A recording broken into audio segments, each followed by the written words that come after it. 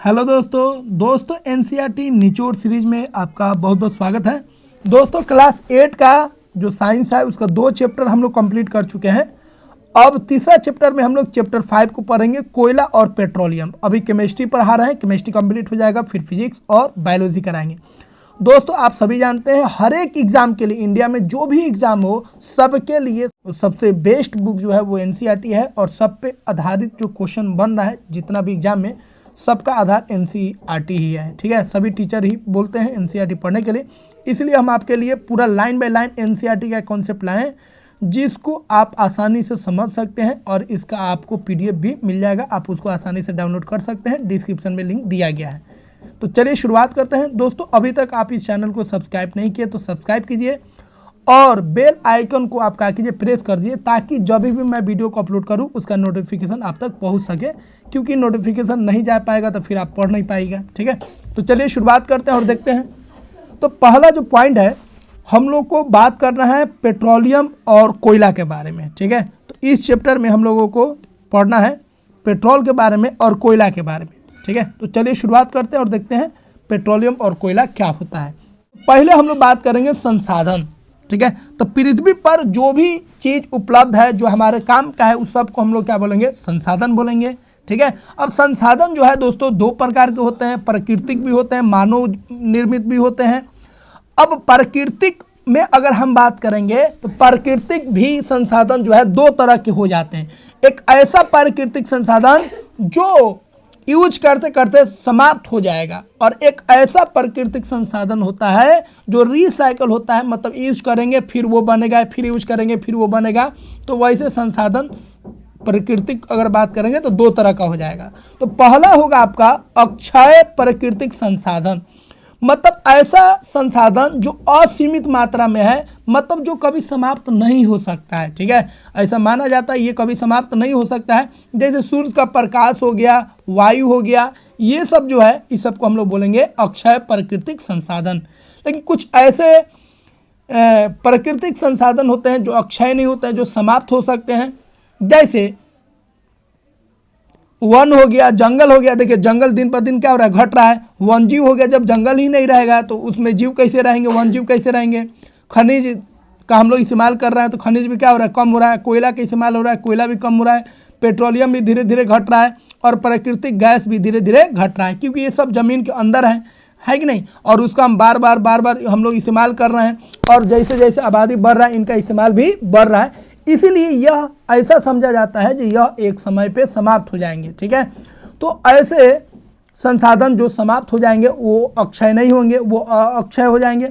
और ऐसे प्राकृतिक संसाधन जो कभी खत्म नहीं होंगे उसको हम लोग बोलेंगे अक्षय प्राकृतिक संसाधन। ठीक है, जैसे सूर्य हो गया, वायु हो गया। अगला है ईंधन किसे कहते हैं। देखिए ईंधन का सिंपल मतलब हो गया जो पदार्थ जलने पर ऊर्जा दे, तो जलने पर जो पदार्थ ऊर्जा देगा उसको हम लोग ईंधन बोलेंगे। अब ईंधन के रूप में बहुत सारा चीज़ का हम लोग इस्तेमाल करते हैं, पेट्रोल है, गैस है, एलपीजी है, लकड़ी है कि नहीं। कार्बन का कोई पदार्थ हो जाए तो जलेगा तो क्या देगा, ऊर्जा देगा, प्रकाश देगा, और उसको हम लोग क्या बोलेंगे, ईंधन बोलेंगे। अब ईंधन जो होता है, ठीक है, बहुत तरह का होता है, उसमें एक खास तरह का ईंधन होता है जिसको हम लोग बोलेंगे जीवाश्म ईंधन। जीवाश्म, यहाँ पे देखिए जीवाश्म का मतलब होता है कोई भी बॉडी, ठीक है, कोई भी बॉडी सड़ता है, गलता है, उसका जो अवशेष बचता है उसी को हम लोग बोलते हैं जीवाश्म। अब देखिए ऐसा ईंधन जो जीवाश्म से प्राप्त हुआ है वैसे ईंधन को हम लोग बोलेंगे जीवाश्म ईंधन। जैसे देखिए बहुत पहले क्या हुआ था, भूकंप आया था, बाढ़ और आया था, जिसके कारण जो है पेड़ पौधा जो है जमीन के अंदर दब गया था, जानवर ये सब जमीन के अंदर दब गया था, और वो सब क्या हुआ, वो सब बदल गया। जैसे पेड़ पौधा जो दबा था वो कोयला में बदल गया, जानवर उनवर जो समुद्र के अंदर जो दब जाते हैं वो सब किस में बदल गया, पेट्रोल में बदल गया। तो ये सब को हम लोग बोलेंगे जीवाश्म, क्योंकि ये सब जो है जीवाश्म है, और इससे जो ईंधन प्राप्त हुआ, इससे जो फ्यूल प्राप्त हुआ, इसको हम लोग बोलेंगे जीवाश्म ईंधन। ठीक है, तो ऐसा ईंधन जिनका निर्माण सजीव प्राणियों के अवशेषों या जीवाश्म से होता है उन्हें हम लोग क्या बोलेंगे, जीवाश्म ईंधन कहते हैं। जैसे कोयला हो गया, पेट्रोलियम हो गया, प्राकृतिक गैस हो गया, जमीन के अंदर जो भी आप चीज़ देखिएगा जैसे ईंधन के रूप में बात कर रहे हैं, कोयला हो गया, पेट्रोलियम हो गया, प्राकृतिक गैस हो गया, इस सबको हम लोग बोलेंगे जीवाश्म ईंधन, क्योंकि ये जानवरों और पेड़ पौधों के जीवाश्म से ही प्राप्त होते हैं। पेड़ पौधा किस में बदल जाएगा? कोयला में बदल जाएगा। और जानवर ये सब जो दब गया वो सब किस में बदल जाएगा? वो सब पेट्रोलियम बदल जाएगा। अब अगला हम लोग बात करेंगे कोयला के बारे में। तो कोयला के बारे में कुछ तथ्य है जिसको आपको ध्यान रखना है। तो पूरा एनसीईआरटी लाइन बाय लाइन बना है, इसका आपको पीडीएफ भी मिल जाएगा, इसको आप आसानी से डाउनलोड कर सकते हैं। ठीक है, अब कोयला से संबंधित कुछ तथ्यों को देखिए। यह पत्थर जैसा कठोर होता है, बहुत मजबूत होता है और ये काले रंग का होता है। उसके बाद कोयले का जो मुख्य रूप होता है कार्बन। कोयला किससे बनता है भाई? कार्बन। कार्बन का एक रूप होता है। ठीक है, जैसे ग्रेफाइट हो गया, डायमंड होगा, वो भी कार्बन का रूप है, लेकिन वो क्या है? वो आपका अलग रूप है। कोयला क्या है? अलग रूप है। का कोयला का कोई इसका ज्योमेट्रिकल शेप नहीं होता है। अगला है, यह वनस्पति के अवशोषण से बना है। वनस्पति मतलब पेड़ पौधा जो जमीन के अंदर जो दब गया है, ठीक है, और अंदर प्रेशर और टेम्परेचर बहुत हाई है और उसके वजह से धीरे धीरे उसका रूप बदल गया और वो किस में हो गया? वो कोयला के रूप में बन गया। इसलिए इसे हम लोग जीवाश्म ईंधन भी कहते हैं। तो कोयला एक प्रकार का क्या हो गया? जीवाश्म ईंधन हो गया, क्योंकि ये पेड़ पौधों के जीवाश्म से अवशेषों से बना है। अगला है, वायु में गर्म करने पर कोयला जलता है। वायु में अगर गर्म कीजिएगा तो कोयला जलेगा और मुख्य रूप से यह कार्बन डाइऑक्साइड गैस को उत्पन्न करता है। इसे कौन गैस निकलेगा? कार्बन डाइऑक्साइड गैस निकलेगा। ठीक है, अगला है, इसका उपयोग खाना पकाने के लिए, पहले के रेल इंजन में, ठीक है, रेल इंजन को चलाने में भी उपयोग होता था, लेकिन अब तो इलेक्ट्रिसिटी वाला आ गया। उसके बाद तापीय शक्ति होता है, जहाँ से हम लोग हाइड्रो प्लांट जो होता है, जहाँ से बिजली पैदा होता है, वहाँ पे भी हम लोग कोयला का इस्तेमाल करते हैं बिजली को पैदा करने के लिए, बिजली को जनरेट करने के लिए। अब हम लोग बात करेंगे कोयला का निर्माण कैसे हुआ। तो देखिए, लगभग 300 मिलियन वर्ष पहले पृथ्वी पर निचले जलीय क्षेत्रों में घने वन थे, बहुत सारा जंगल था पहले, जो बाढ़ जैसे प्राकृतिक प्रक्रमों के कारण मृदा के नीचे दब गया। बाढ़ आ गया, भूकंप आ गया, उसकी वजह से सभी पेड़ पौधा क्या होगा? जमीन के नीचे क्या होगा? दब गया और अंदर जो है उसके ऊपर मृदा जम गया। उसके कारण क्या हुए? ये संपंडित होने लगे, डिकम्पोज होने लगे और नीचे जाते गए और नीचे क्या हुआ? दाब बहुत हाई हो गया, ताप बहुत हाई हो गया और इसके कारण ये जो मृत पेड़ पौधे थे धीरे धीरे कोयले में क्या हो गए? परिवर्तित हो गए। ठीक है, तो पेड़ पौधा जो बाढ़ के कारण या भूकंप के कारण जो जमीन के नीचे दब गया था, धीरे धीरे उसके मिट्टी ऊपर चढ़ते गया और वो नीचे जाता गया और नीचे जो था दाब अधिक था, ताप अधिक था और इसके कारण जो पेड़ पौधा मर चुका था वो धीरे धीरे कोयला में बदल गया। और इसमें काफ़ी समय लगा। बात समझ रहे हैं? ये 1 साल 2 साल का बात नहीं है, बहुत समय लगता है, तब जाके वो कोयला में निर्माण होता है। अगला है, कोक किसे कहते हैं। देखिए, कोक जो है बहुत इम्पोर्टेंट है। कोक का बहुत सारा इस्तेमाल होता है। तो यह जो होता है कार्बन का सबसे शुद्ध रूप होता है, सबसे शुद्ध रूप, सबसे प्योरेस्ट फॉर्म अगर बात करेंगे तो कार्बन का कौन होता है? कोक होता है। ठीक है, यह जो होता है एक कठोर संरंध्र और काला पदार्थ होता है, यह भी काला होता है। उसके बाद इसका उपयोग जो होता है इस्पात के औद्योगिक निर्माण में, बहुत सारे मेटल को प्यूरिफाई करते हैं, उसको शुद्धिकरण में हम लोग इस्तेमाल करते हैं। तो ओर से मतलब अयस्क से जब हम लोग धातु को निकालते हैं तो कोक का हम लोग इस्तेमाल करते हैं। ठीक है, तो धातुओं के निष्कर्षण में हम लोग इसका इस्तेमाल करते हैं, ध्यान रखिएगा। अगला है कोलतार क्या है। तो देखिए, कोयला से ही कोलतार भी आता है। यह कोयला को गर्म करने से प्राप्त होता है। तो कोयला को गर्म करेंगे तो 2 चीज़ निकलेगा, एक लिक्विड की तरह एक चीज़ निकलेगा और एक गैस निकलेगा। जो गैस निकलेगा उसको कोल गैस बोलेंगे और जो लिक्विड की तरह निकलेगा उसको हम लोग कोलतार बोलेंगे। ठीक है, यह एक अप्रिय गंध वाला काला गाढ़ा द्रव होता है। ठीक है, इसका गंध अप्रिय होता है और ये काला गाढ़ा द्रव होता है। और यह जो होता है कितना पदार्थों का मिश्रण होता है? यह लगभग 200 पदार्थों का मिश्रण होता है। ठीक है, तो कोलतार भी कहाँ से प्राप्त होगा? कोयला को गर्म करेंगे तो उससे लिक्विड वाला जो पदार्थ निकलेगा उसको कोलतार बोलेंगे और जो गैस वाला पदार्थ निकलेगा उसको हम लोग कोल गैस बोलेंगे। कोलतार का उपयोग क्या होता है? तो कोलतार का उपयोग जो है रंग बनाने में, दवाई बनाने में, विस्फोटक बनाने में, ठीक है, प्लास्टिक बनाने में, पेंट बनाने में, फोटोग्राफिक सामग्री, छत निर्माण में हम लोग इसका इस्तेमाल करते हैं। अगला है, यह कीटों को भगाने हेतु, ये इंपोर्टेंट है, यह कीटों को भगाने के लिए नेफ्थलीन जो दवा होता है उसकी गोली बनाने में भी हम लोग इसका उपयोग करते हैं। ठीक है, अगला है, आजकल पक्की जो सरकार नहीं, सड़क, आजकल पक्की सड़क के निर्माण में कोलतार के स्थान पर एक पेट्रोलियम उत्पाद बिटुमेन का उपयोग किया जाता है। तो पहले जो था सड़क बनाने में, जिसको हम लोग अलकतरा बोलते हैं, क्या बोलते हैं? अलकतरा। ठीक है, तो यहाँ पे कोलतार का मतलब क्या समझिएगा? अलकतरा। तो अलकतरा का इस्तेमाल होता है रोड बनाने में, लेकिन अब जो है बिटुमेन का हम लोग इस्तेमाल करते हैं किसको बनाने में? रोड को बनाने में। ठीक है, अब हम लोग बात करेंगे कोयला गैस। तो आपको बता दिए कोयला गैस क्या है। कोयला जब उसको गर्म करेंगे तो गैस निकलेगा और लिक्विड निकलेगा। लिक्विड को अलकतरा या कोलतार बोलेंगे और जो गैस निकलेगा उसको हम लोग कोयला गैस बोलेंगे। ठीक है, तो कोयले के परिक्रमण द्वारा कोक बनाते समय जो कोयला गैस उत्पन्न होता है उसी को हम लोग बोलेंगे, क्या बोलेंगे? उसको हम लोग कोयला गैस बोलेंगे। तीनों को समझ लीजिए। देखिए कोयला है, ठीक है, इसको जब गर्म करेंगे, क्या करेंगे? गर्म करेंगे तो गर्म करके ये बन जाएगा। इसमें से एक चीज़ निकलेगा। कौन चीज़ निकलेगा? समझ लीजिए। एक निकलेगा इसमें गैस निकलेगा, उसको बोलेंगे कोल गैस। क्या बोलेंगे? Coal gas. फिर एक लिक्विड निकलेगा जिसको हम बोलेंगे कोलतार। क्या बोलेंगे? कोलतार।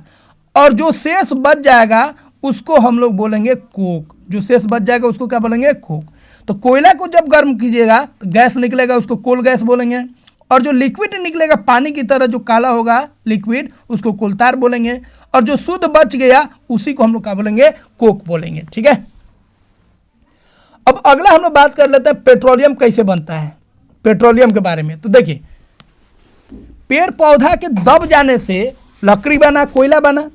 ठीक है, और पेट्रोलियम कैसे बना? तो जानवर जो दब गए, जीव जंतु जो दब गए, उसके दबने से, ठीक है, क्या बना? पेट्रोलियम बना।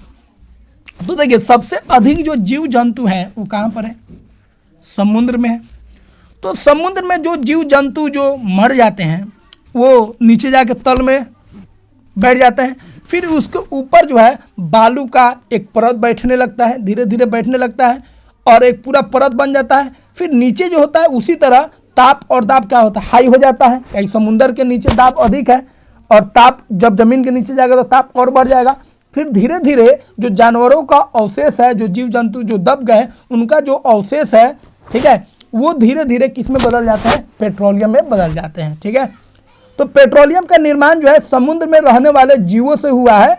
जब यह जीव मृत हुए, जब ये मर गए तो इनके शरीर समुद्र के पेंदे में, मतलब नीचे जाके तल में जम गए और रेत तथा मिट्टी के द्वारा ये ढक गए। ठीक है, और लाखों वर्षों में वायु की अनुपस्थिति में, नीचे तो वायु मिलेगा नहीं, दब जाएंगे तब, उच्च ताप और उच्च दाब में वायु भी कम है, ताप भी अधिक हो गया, दाब भी अधिक हो गया और ये मृत जीव जो है पेट्रोलियम और प्राकृतिक गैस में क्या हुआ? बदल गया। जो उसमें से गैस निकला वो प्राकृतिक गैस हो गया और जो अवशेष जो डिकम्पोज हो गए वो लिक्विड बन गए, जिसको हम लोग क्या बोलेंगे? पेट्रोलियम। अगला है विश्व का पहला तेल कुआं कहाँ लगा था? तो विश्व का सबसे पहला जो कुआं था अमेरिका में लगा था। एक जगह का नाम है पेंसिल्वेनिया में, जो अमेरिका का एक शहर है। और यह कब लगा था? 1859 में। अगला है भारत में सबसे पहले तेल का कुआं कहाँ पर विदित किया गया था? तो सबसे पहले भारत में जो तेल का कुआं खोदा गया था वो कहाँ खोदा गया था? असम के माकुम नामक स्थान पर। कब? 1867 में। ठीक है, अगला भारत में तेल कहाँ पाया जाता है? तो असम में पाया जाता है, गुजरात में, मुंबई हाई में, गोदावरी में तथा कृष्ण नदियों के बेसिन में भी पाया जाता है। अगला पॉइंट है पेट्रोलियम क्या होता है? तो पेट्रोलियम जो होता है एक गहरे रंग का तेलीय द्रव होता है और इसकी गंध भी क्या होती है? अप्रिय होती है। और पेट्रोलियम से ही हम लोग बहुत सारा, ठीक है, उत्पाद हम लोग प्राप्त करते हैं, जैसे पेट्रोलियम गैस, ठीक है, पेट्रोल, डीजल, स्नेहक, ठीक है, तेल, पैराफिन, मोम, ये सब हम लोग यहाँ से पाते हैं। परिष्करण क्या होता है? तो देखिए पेट्रोलियम में जो भी उसके घटक है, जैसे पेट्रोल, डीजल, स्नेहक, मोम, इस सब को निकालने का जो प्रक्रिया होता है, प्रक्रम होता है, उसी प्रक्रम को, उसी प्रक्रिया को हम लोग बोलते हैं परिष्करण।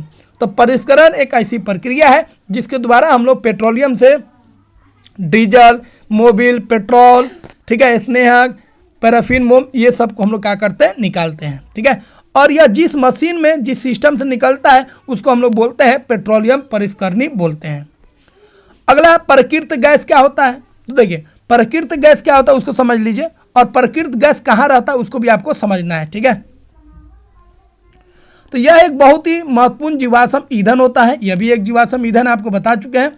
और इसका इस्तेमाल देखिए, यह क्या होता है फ़ायदा, इसको पाइप द्वारा आप एक जगह से दूसरी जगह भेज सकते हैं आसानी से, ठीक है, जिसका परिवहन पाइपों द्वारा सरलतापूर्वक भेजा जाता है। तो इसमें क्वेश्चन आ जाता है कौन सा ऐसा जीवाश्म ईंधन है या कौन सा ऐसा ईंधन है जिसका परिवहन हम लोग पाइपों द्वारा कर सकते हैं, तो कौन है, प्राकृतिक गैस। इसको हम लोग क्या कर सकते हैं, उच्च दाब पर, हाई प्रेशर पर इसको हम लोग, ठीक है, भंडारित करते हैं या लिक्विड के रूप में इसको हम लोग रखते हैं। इसका उपयोग परिवहन वाहनों में ईंधन के रूप में किया जाता है, ठीक है। इसका इस्तेमाल हम लोग गाड़ी वाड़ी चलाने में भी हम लोग इसका इस्तेमाल करते हैं और इसका बहुत ज़्यादा इसका यूज जो है डे बाय डे बढ़ते जा रहा है, क्योंकि इसमें पॉल्यूशन बहुत कम होता है और इसको आसानी से एक जगह से दूसरी जगह लाया जा सकता है। अगला है, यह एक स्वच्छ ईंधन होता है क्योंकि यह कम प्रदूषण कार्य करता है। कौन, यही प्राकृतिक गैस। अगला है, यह घरों और कारखानों में सीधा जलाया जा सकता है, सीधा जला सकते हैं आप इसको, जहां इसकी आपूर्ति पाइपों के माध्यम से किया जा सकता है। अगला है, प्राकृतिक गैस का उपयोग प्रारंभिक पदार्थ के रूप में बहुत से रसायनों और उर्वरकों के औद्योगिक निर्माण में भी किया जाता है। तो रसायन और फर्टिलाइजर का जो इंडस्ट्रीज होता है उसमें भी हम लोग प्राकृतिक गैस का उपयोग करते हैं। अगला है, पैराफिन मोम का इस्तेमाल क्या होता है, तो देखिए पेट्रोल से, पेट्रोलियम जो पदार्थ है उससे एक और उसका घटक निकलता है जिसको हम लोग बोलते हैं पैराफिन मोम। तो पैराफिन मोम जो होता है उसका इस्तेमाल हम लोग मरहम बनाने में, मोमबत्ती बनाने में और वैसलीन जो ओठ पर लगाते हैं हम लोग, वैसलीन बनाने में भी इसका इस्तेमाल होता है, ठीक है। तो वैसलीन जो आप लेप रहे हैं ओठ पर, खासतौर पर लड़की लोग, तो जान लीजिए उसका भी जो बना है वो किससे बना है, पैराफिन मोम से बना है, ठीक है। और ये पैराफिन मोम कहाँ से है, पेट्रोलियम से आया। पेट्रोलियम का है वही काला पदार्थ जो जमीन के अंदर से निकाला गया है, ठीक है। बिटुमिन का उपयोग किया जाता है, तो बिटुमिन का उपयोग जो आपको ऊपर बता चुके हैं सड़क निर्माण में और पेंट के निर्माण में भी हम लोग बिटुमिन का उपयोग करते हैं। और बिटुमिन किसका रूप है, याद रखिएगा, कोयला का एक रूप है। अगला है, भारत में पेट्रोलियम संरक्षण अनुसंधान संघ लोगों को गाड़ी चलाते समय किस प्रकार पेट्रोल डीजल बचाए रखने की सलाह देती है। इस पे क्वेश्चन पूछा गया सीटेट में, ठीक है। तो देखिए पेट्रोलियम संरक्षण अनुसंधान संघ जो है गाड़ी चलाते समय कुछ गाइडलाइन दिया है जिससे आप ऊर्जा का बचत कर सकते हैं, ठीक है, और पॉल्यूशन कम से कम कर सकते हैं। तो इनका कहना है जहां तक संभव हो गाड़ी समान और मध्यम गति से चलाए, ज़्यादा फास्ट नहीं चलाए, एक गति से चलाए और मध्यम गति से चलाए, ठीक है। और जहां आपको प्रतीक्षा करनी हो गाड़ी का इंजन बंद कर, जहां आपको 1 मिनट 2 मिनट 3 मिनट रुकना है वहां पे गाड़ी को ऑफ कर दीजिए। उसके बाद टायरों का जो दाब है, प्रेशर है, वो सही रखिए। अगला है, गाड़ी का नियमित रख रखाव सुनिश्चित कीजिए।